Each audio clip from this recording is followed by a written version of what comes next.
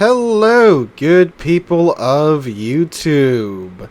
Mountbatten here, and today we have the new Tier 8 Premium German battleship, the Anhalt, import to review for you guys today.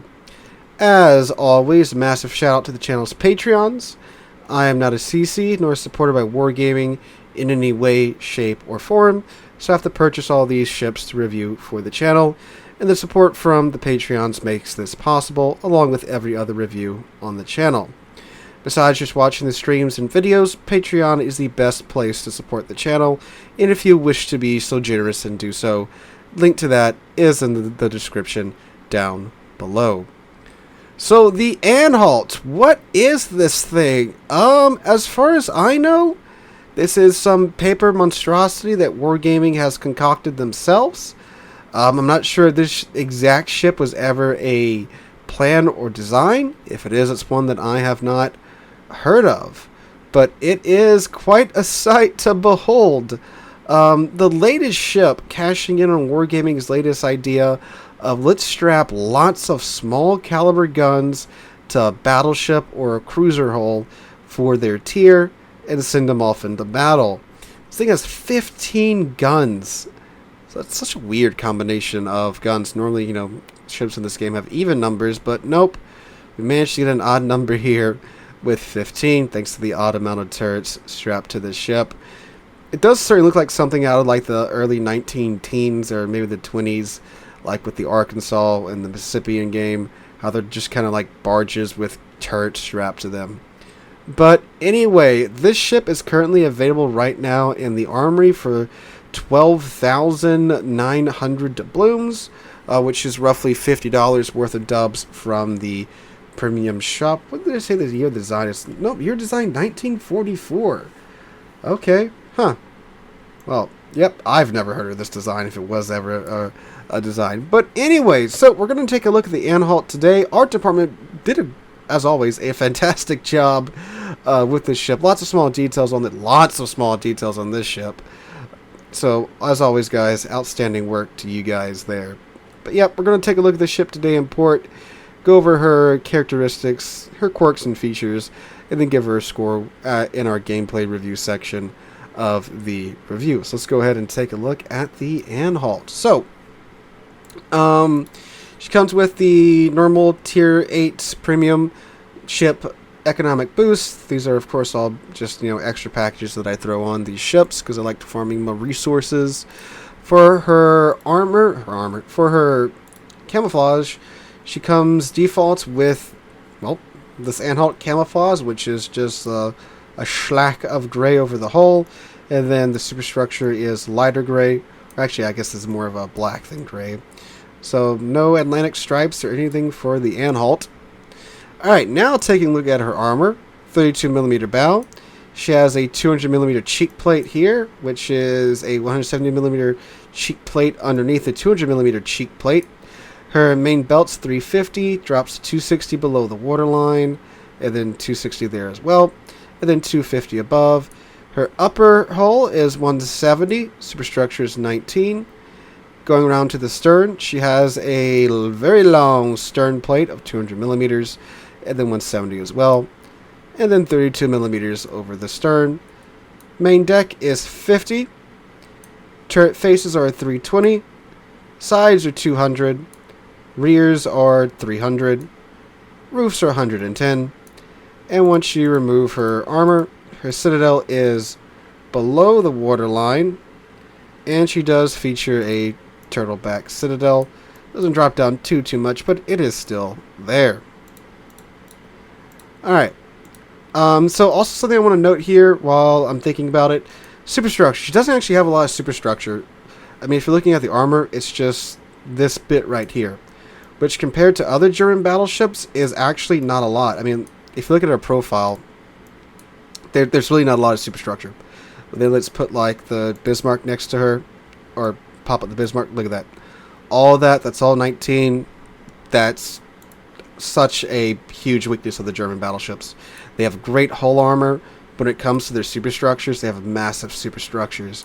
And it's so easy to chunk these German battleships for like 18, 17, 16k with all this right here. But the Anhalts, you don't really have to worry about that because you don't really have too much. Now, you do have this right here, but this is at least 170, so that's a bit tougher to get through rather than just, the free 19, 18k damage that you can get chunked for normally with those superstructure hits. Alright. Oh, and of course, too, less HE to hit from the random HE spammers as well. Alright, survivability, she has, 69,500 hit points. Pretty good hit points for Tier 8. Again, comparing that to the Bismarck, which has 69,200. So again, right in the ballpark. 20% torpedo damage reduction because it's, German, and Germans aren't allowed to have good torpedo protection. Her guns now. So you get 15 of these 350mm guns. In Freedom units, that is 13.8 inches.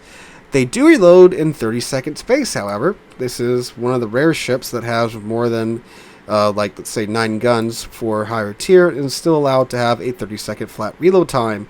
Very, very interesting that she does have 15 guns and has a 30-second flat reload time. So that's pretty good there. The 180 time is 45-second space, 271 meters base dispersion, and a base range of 21.1 kilometers. Her HE does a maximum damage of 4,000, and she has a 27% chance of causing a fire on the target per shell. That doesn't sound like a lot, but when you consider there's 15 shells being thrown down range every 30 seconds, that's actually pretty decent. And the HE can pin 88mm of armor. Wargaming, I'm just saying, may want to add one or subtract one from that number before people get a little bit too spicy with that. Anyway, velocity for the HE is 815 meters a second. Her AP does a maximum damage of 9,500. It comes out the tubes at 815 meters a second. Alright, her secondary guns, they have a reload time of 3.4 seconds for the 105s, and she has 12 of these. She gets 6 mounts in total, and there are 2 guns in a mount, 3 per side. They have a maximum base range of 7.6 kilometers, 1,200 maximum damage per shell, 5% chance of causing a fire on the target, 26mm of HE pin, because it is the German HE, and 900 meters a second initial velocity. Then she gets 8 casemate mounted 150mm guns that reload in 8.6 seconds, have a maximum base range of 7.6 kilometers, maximum damage of 1,800, 10% chance of causing a fire on the target, and they still pin 38mm of armor, because again it's a wonderful German HE, and they come out the tubes at 835 meters a second. So you might be thinking, German Battleship secondary build? We'll get to that in the gameplay section. Torpedoes! This is the guy she tells you not to worry about, lads. 700mm torps. These are some big boy torps. Now, unfortunately, despite being an absolutely massive torpedo, they still do less damage than the British battlecruiser torpedoes, which are also, I think they're 622s.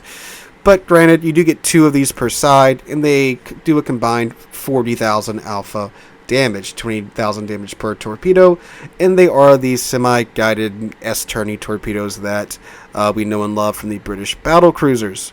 And they're also very uniquely placed. You have one in the bow, one in the stern, and it looks wonky when you see the torpedo firing arcs, which you'll see in the gameplay section. But they travel at 54 knots, and they're detectable from 1.7 kilometers. So they're slow and they're easily detected, but in a close-in situation, of course, these can very much be the ace up your sleeve, especially since they do 20k a pop. Oh, and they have a 45-second reload time, too, so that's wonderful as well. She does get the airstrike consumable. She gets 2 charges of that. That's, of course, standardized now. It's an A defense of 68. You get 14 of the 14 of the single-mounted 20mm guns. That's what I was trying to say. 16 of the quad-mounted Flak 35s. Then you get 10 of the dual-mounted Flak M42s. And then the 105s are still dual-purpose. And she has an A range of 5.2 kilometers. Didn't want to forget to mention that. Maneuverability, 25 knots maximum speed. I don't know why. Again, I'm getting a little bit ahead of myself, but this kills a lot of this ship for me, honestly. With the speed flag, you can get this up a little bit faster, and we'll talk about that here in a moment. 900 meter turning circle radius and a 16-second rudder shift time. Summit base is 15 kilometers. For her box old gimmick, well, she doesn't really have any. So you can choose between spotter or fighter. You get a heal that regens 347 HP per second for 28 seconds, reloads in 80 second space. You can get 4 charges of that base, and you get the standard 15-second damage con that takes 80 seconds to recharge.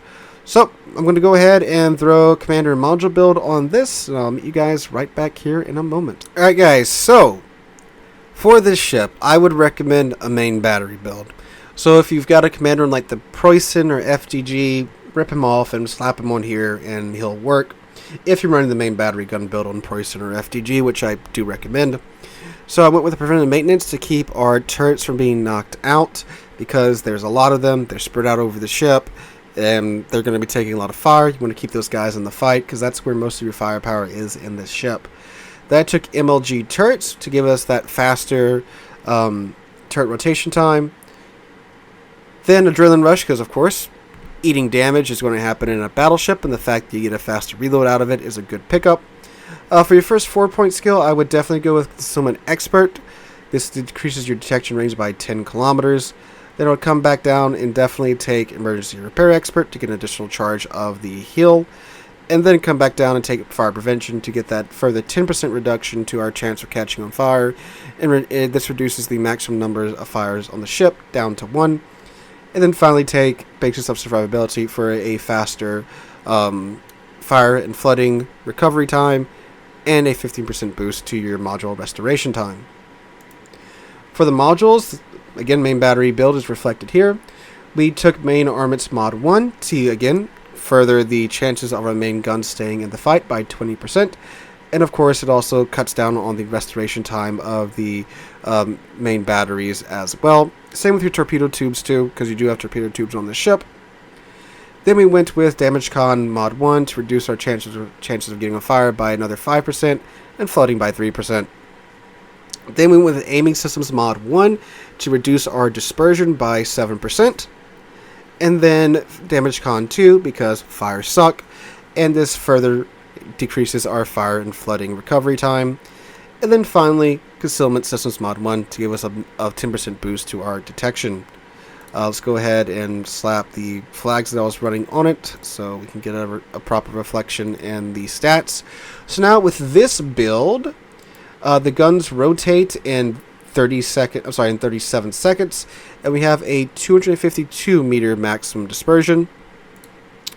For our concealment, we're now down to 12.2, which is very nice for a German battleship. And with the speed flag, our top speed is now 26.3 knots. Alright guys, so you might be wondering, why not a secondary build? So here's the thing. You have 1, 2, 3, 4, 5, 6, 7 secondary guns per side. You simply don't really have enough secondary firepower in this ship to warrant it, in my opinion. Just looking at the stats here in port, and even on stream when we played this in port as well, I was like, I don't think a secondary build is right. We tried it on stream, it didn't really work out. Trust me, main battery gun build is where this ship shines. And before I get too much into that, let's go ahead and hop into a gameplay review section for you. Alright guys, voiceover Mountbatten here, and well, the Anhalt.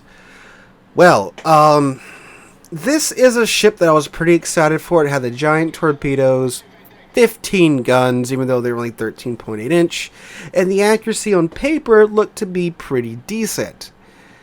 However, in game, this ship is certainly in the meta. However, the meta is quite boring. Sitting back at long ranges, spamming HE. This is very much a German battleship that was designed with the current meta in mind, because that's what the Anhalt is very good for, sitting back and slinging HE. Now, this does make me quite sad, because we just got the Mecklenburg, another high-tier German battleship with small for its tier but accurate guns. And I was hoping maybe this would be more of that, but unfortunately it's kinda is, but kinda isn't. The AP isn't really great on it. Nor is the HE really, if you're looking at the stats, it's pretty anemic when it comes to the alpha. But the fire chance is pretty decent with the 15 guns, and that's really where you're going to be getting a lot of your damage in with the Anhalt, is sitting back with your 15 guns and spamming HE every 30 seconds. The reload time is quite good, so that's what helps make up for the anemic alpha. You're slinging 15 shells downrange every 30 seconds. The dispersion really isn't that bad, considering this is a 15-gun ship at Tier 8. I mean, hell, we have much lower gun counts on ships with much worse accuracy, you know, looking back at like the Bismarck and the Tirpitz and some of the other Tier 8 battleships. But for what it is, it's actually pretty decent in my mind. What really hurts this ship are two things in my mind. One is the air drag coefficient. So, on paper, if you look at the speed of these shells, they come out the barrels at 814 meters a second for both the AP and the HE. Yet these shells have a worse air drag coefficient than even the American battleship shells at this tier. So, you know, like the Massachusetts, the Alabama, the North Carolina, so the South Dakota and North Carolina class in this game, their shells are terribly floaty. Plus, they come out the tubes at like 702 meters a second. So they're basically falling out of the tubes of the guns, and their air drag isn't great. But the Anhalt comes out the tubes at 814 meters a second with their shells, but their air drag's worse. They wind up feeling very similar to the American battleship shells, which means at longer ranges, you've got like a 15-second flight time with these shells. And 15 seconds is plenty enough time for any high-tier ship to simply move out of the way of your shells. So, again, on paper, you have what looks like a good sniper, but in practice, it's pretty difficult to use. Now, if you're used to the American BB shells, if you play a lot of American BBs, you'll probably be alright. But again, if anyone's paying attention, it's very easy for them to move out of your way. However, once again, if you're good at predicting where people are going, you can land shots on target. The problem is, with the American battleships, you're dropping that 16-inch American improved AP on their heads. With the Anhalts, you're either tickling them with your 13.8-inch guns, or you're maybe setting them on fire with your 13.8-inch HE. That's kind of a roll of the die.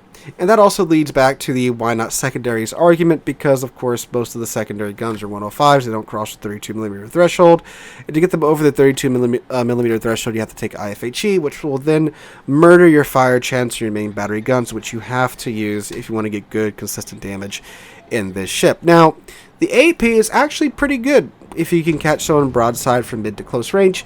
In fact, this is my very first salvo with the Anhalt right here. And was like, whoa, that is weird. Okay.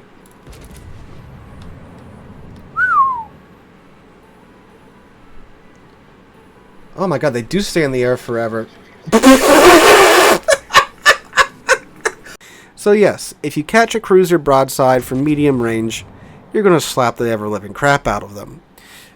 It's just like the American battleship AP. It's slow-moving. It won't over-penetrate as much as other shells of its caliber without, in the Anhalt's case, the terrible air drag coefficient. So, sure, if you catch a cruiser broadside, it's going to hurt them. And a battleship, too, if you catch them broadside, 13.8-inch guns is going to do some damage. But the other problem with this ship that I have is that speed, 25 knots. I could see if this was like a 1920s or 19-teens design. You know, it's still like the Super Dreadnought era. Ships are designed to go like 20, 24 knots. But a 1944 design with a top speed of 25 knots? Really? Why? I know, it's a paper ship, so Wargaming can do whatever they want with it. Apparently they wanted to give it 25 knot top speed. If this ship had a 28 knot top speed, like most other Tier 8 battleships, or a 30 knot top speed, which would be more in line with the Germans, I feel like this would be a much better ship. Because you have here a ship that's decent at medium to close range, with a lot of guns that are pretty cleverly designed to not be able to be too overbearing at longer range for a ship that can see tier 6 matches. So I can see why they wouldn't want to, give it super accurate guns that you can, accurately hit people from 19, 18, 21 kilometers away with, like you could do with the Mecklenburg, because again, this ship can see tier 6 ships, and it's a bit of a murder boat in that case if it would have, normal shells at range. So okay, I can see why.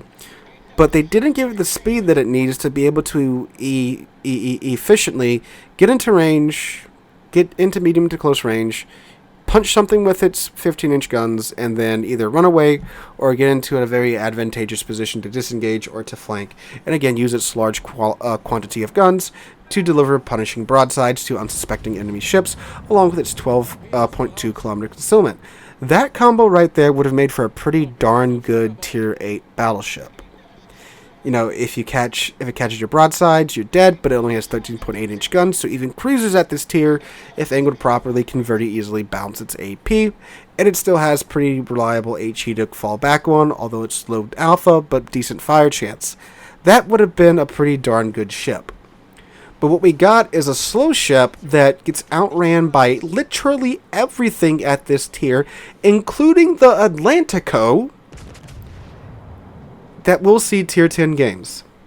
With terrible AA, and it's a massive ship that's a pretty easy target to hit. Now, it is pretty good at kiting. It has that very nice 200mm section over its stern. So when she is kiting, she's pretty decent, although turrets 1 and 2 won't be joining in on the party because it's a German ship, so naturally it has to have terrible turret angles, but it still will be throwing 9 shells in the fight every 30 seconds, which is still okay-ish firepower. But it's still pretty low because, again, you can't bring your other 6 guns into the party. So, yeah. Throughout the night, I was able to do pretty well in this thing when you just accept the fact that you have to stay at medium to long range and spam HE. And I play a lot of American battleships. I play a lot of battleships, period. So I was able to get the thing to work, and you were able to quite easily farm, of course, 100k plus in this game just spamming HE. It's a fire starter. It's very much a semi-automatic shotgun fire starter if you want to boil it down to what this ship is. If you can get in close, of course, load the AP, aim for the upper belts, or aim for the main belts if you're fighting against cruisers, and you'll slap the crap out of them and probably, heck, one-shot them. I never use the torpedoes on this thing. Okay, I used them once, and I missed. Because they're pretty darn slow. It was against a cruiser, and he managed to dodge it. Then he torpedoed me because the ship is so slow; it takes forever to get going, so I wasn't able to run away from it. And the thing is, I was pointed stern into and bow away from him, so I have the maximum power of my engine at my disposal, and the ship still couldn't stand up and leave that situation. So yeah, what you have here is a German battleship that's built for the meta. But the meta is boring. So, is this a bad ship? No, it's not bad. You can farm damage with it. You gotta stay at medium to long range, though. You're gonna keep HE loaded for most of the times. You're gonna be farming down other battleships and shooting the broadsides of other cruisers, and it does that quite well. But it's a boring ship to play. It's pretty much the most meh boat out there. Like, it's not bad. It's not great. It's just, yeah, it'll do it. You'll get damage in the ship. It's got a kill. It's got a hull. It's got propellers. It's got guns. It's a battleship. Yep. It's a battleship. It's a slow-ass battleship, but it's a battleship. There's so many other Tier 8 premiums I'd recommend over this thing. I'd recommend the Brandenburg over this thing, and I didn't exactly have a love affair with that ship either. Tirpitz is, of course, in my book, infinitely more fun to play than this ship. So if you're expecting a close-in brawler, this ain't it. It does have the torpedoes. They're 6-kilometer torps. You can use them as an ace up your sleeve, but again, you don't have the speed to really engage in a brawling situation. You don't have the speed to disengage from a situation. You gotta be very aware of your surroundings with this ship, because again, you don't have the speed to outrun them, so you gotta be 2 or 3 steps ahead of them, and they still might catch you anyway, because again, this ship can see the Georgia, a battleship that can go over 40 knots. and not to mention the British battle cruisers and the German battle cruisers that are all infinitely faster than it, and that's just the battleships that can run it down. Not mentioning the cruisers or the destroyers that can do that as well, or the aircraft carriers that can of course run it down as well. So yeah, would I recommend this ship? No. It's a hard pass for me. I wouldn't buy it, but again, if you wind up with it in your port, it can farm with HE. That's about it. It's about all it's good at. It can do that. So overall, I'd give this ship a 5 out of 10. Again, it's just like right there in meh territory. It's super average. If you're good at farming with HE, you'll make this ship work. Plus sides being, of course, it's 13.8 inch guns, decent fire chance per salvo. The AP does punch pretty hard when you do catch a cruiser's broadside or the upper belt of enemy battleships, and it does still have a 30-second reload time on what is a very large number of guns for its tier, and it's got the 20K torpedoes, well, 40K per salvo torpedoes, which are pretty nice, and they are the semi-guided torpedoes, so they do the nice little S-turn and the water, and you can giggle at that as it goes by. It does have a very large 200mm icebreaker, well, partial icebreaker stern, which does make this ship ideal for kiting, and it is, well, it's good at farming, so it could be a potentially decent German battleship commander trainer if you're training someone up for your Preußen, because again, you're going to build into the same things with that commander as you would for the Preußen. Would I recommend doing that? No, I can just go get Brandenburg. It'll do the same thing, but better. And it does have its choice of fighter or spotter. I wouldn't recommend spotter because, good lord, the flight times at that range are kind of ridiculous. And of course, the smaller superstructure does help it out for its survivability. For the downsides, the gun angles are, of course, well, they're very German, so they're not great. You do only have 13.8 inch guns at tier 8, which is very small. You're not really doing any overmatching at that category. At that point, the guns are, of course, equipped. Well, the shells are equipped with the terrible air drag coefficient, so they're forever floaty, just like the American battleship shells, especially at range. The HE Alpha is very anemic. It's ungodly slow for its tier. 25 knots for a tier 8 battleship is absolutely abysmal. Massive turning circle radius too at 900 meters as well. So yeah, it's a slow, big target that you got to be 6 or 7 steps ahead of the enemy to figure out what you're going to do. So guys, that's my 2 cents on the Anhalt. Let me know what you guys think about the ship in the comments down below. Hope you're all having a wonderful Saturday and have a wonderful weekend. If you enjoyed the video, make sure to drop a like, leave a comment, subscribe to the channel. We're on our way to 40,000 subscribers, and I can't thank you guys enough for that. Again, hope you guys are having a wonderful Saturday and have a wonderful week. And hope to catch you guys in the next one.